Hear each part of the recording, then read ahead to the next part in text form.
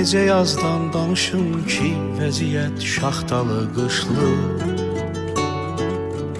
Necə mən bayram edim ki, bir ananın gözü yaşlı.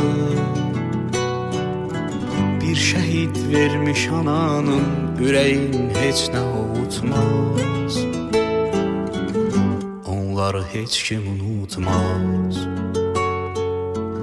Sigaret birbirinin ardına qəndən calanarmış. Atanın qəlbi yanan ateşe parmak dayanarmış.